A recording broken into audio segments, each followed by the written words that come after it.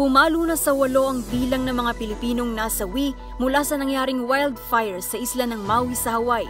Base ito sa Philippine Consulate General sa siyudad ng Honolulu.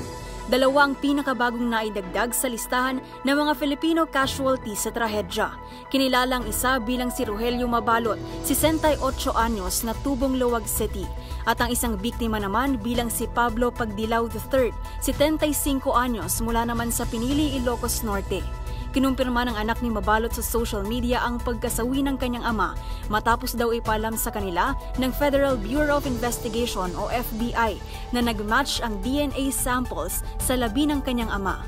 Samantala, nasa 1,000 pang mga residente sa Maui ang patuloy na hinahanap at nasa mahigit 100 naman ang naitalang nasawi habang nasa 1,000 mga gusali rin at bahay ang natupok ng naturang wildfire. At yan ang MBC Network News. Mula sa kauna-unahan sa Pilipinas, DZRH, ito si Pamela Adriano. Tuloy-tuloy sa pagbabalita, tuloy-tuloy sa serbisyo. Sama-sama tayo, Pilipino.